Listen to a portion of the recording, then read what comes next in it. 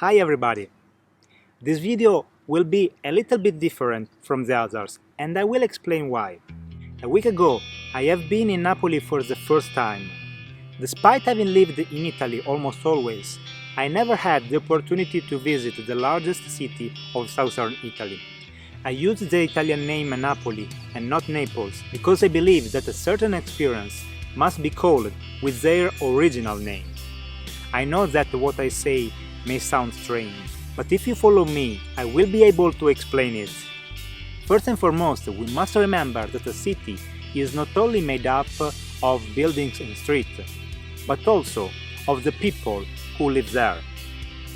As perhaps many of you, what I knew of Napoli came from photos, documentaries, news reports, and above all, stories from others. Ever since I got off the central station instead, I immediately realized that I had to leave every idea I could have about the city and to discover it by myself.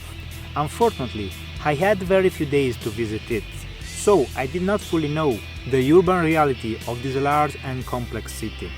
But what I presume to say is that I'm sure I've known the real essence of Napoli, and to try to summarize it, I coined this sentence: Napoli, before to be a city, is an experience, to live and not to understand.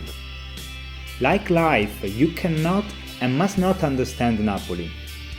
Because if you try to do it, you risk being confused by its many facets, or even being frightened of how it is able to present itself and take you. Napoli is a great city with the heart of a village. Like the big cities, Napoli also has its contradiction and its social contrast.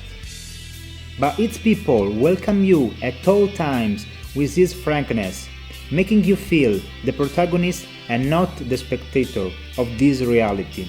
You just have to go outside and walk the streets to breathe the spirit of this city and feel your heart opening up. You go out for a pizza and someone welcomes you with a song. You enter a bar, they ask you where you come from, and immediately after you have a delicious cappuccino with dedication. The church of Santa Chiara, destroyed during the war and rebuilt, gave me the image of a community capable of standing up with dignity and starting over. I was not able to take many shots because I preferred to live the moment, and the camera was at certain time an hindrance. Napoli is a special city where the sacred mingles with the profane. And the Phaeton soccer team is on a par with that in his patron saint San Gennaro. Obviously, the great monuments of the past abound.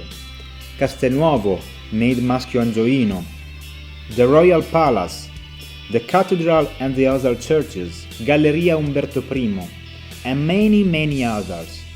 But even along the most humble streets, beauty and wonder await you just around the corner.